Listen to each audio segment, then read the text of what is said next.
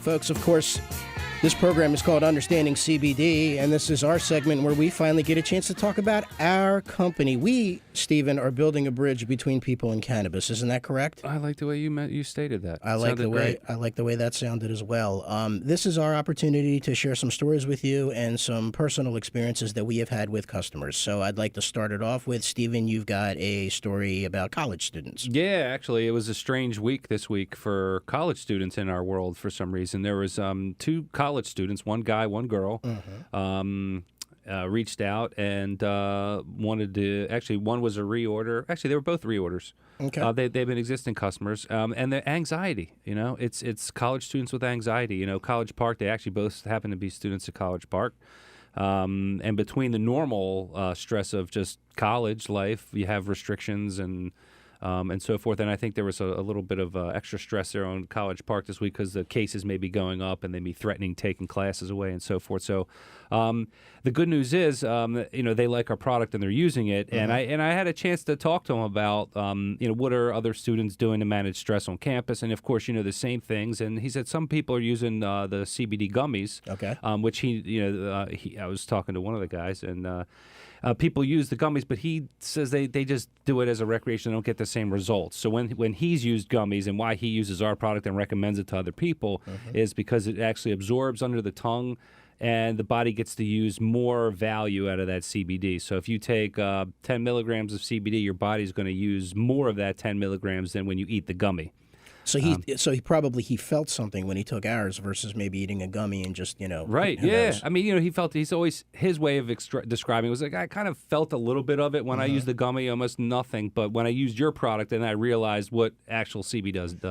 There's something psychologically about something tasting the way that it's supposed to taste, right? I mean, there's something about that, and I think that plays a role for those who can appreciate it. Yeah, and it's natural and it's tuned from the earth and it's meant to work with your body. Now the challenge was because it's not as sexy to use, or it's not as fun, or it's more clinical when you put drops on your tongue. It doesn't taste the same, it doesn't taste like raspberry gumdrops. Well, it's not supposed to be recreational anyway. I mean, if you're trying to solve a problem, then I think that it would be more about how effective it would be rather than. You and I know that very well because we've tasted every possible thing that's out there. I think the good part about the gummies that are out there, it does bring the barrier and make it a little bit more.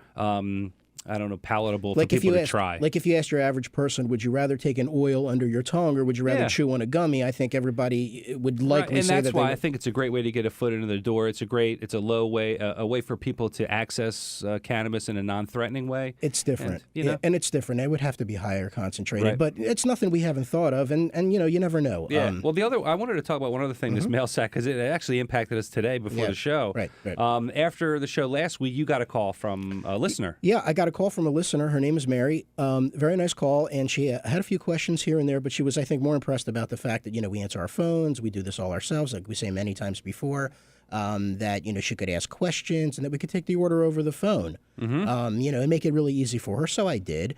Unfortunately, we've had some shipping issues, right, that are outside of our control. President's Day, snowstorms, and then Stephen, you took a call from Mary. Yeah, so she called. I think it was Friday night, and at that point the post office still said it may be there, and I started just having a little bit of flashbacks to a few weeks ago when we had problems. I said, look, be assured if there's a problem, we'll take care of it. But it says it should be delivered tonight. If not, it's probably definitely tomorrow.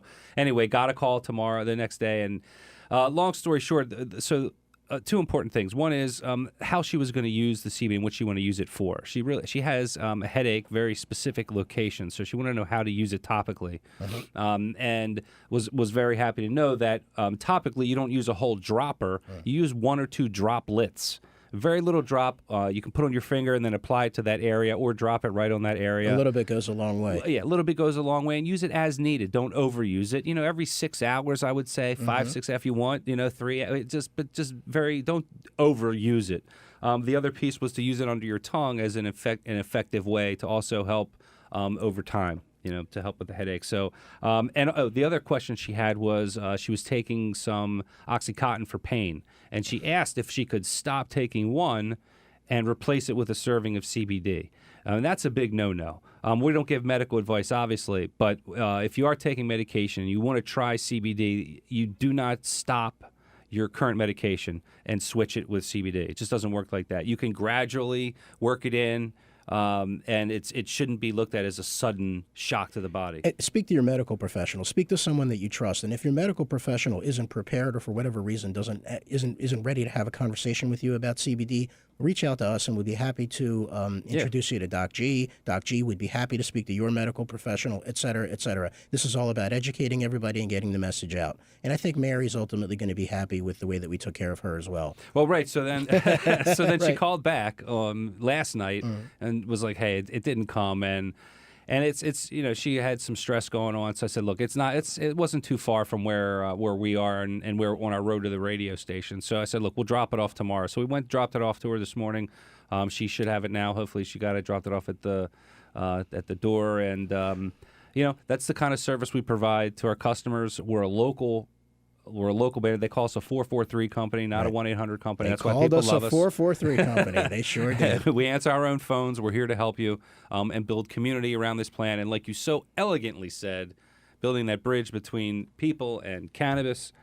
It's just I can't think of a better mission for us to be on together, I agree, brother. And I can't think of a better way to end this show by thanking some of our fantastic guests. We want to thank MC Bravado, Rich Croce. Thank you so much, Rich. Lots of success to you and to your album. Yep. Dr. R, thank you very much for coming on board and helping us support our listeners with some veterinary help and words of wisdom. And we look forward to getting some more from you. Noah in the phone booth. Hitting the big blinking lights, managing phones over there. He's Clark Kent looking like Mr. Cocktail. Still can't help it there. We appreciate you listening.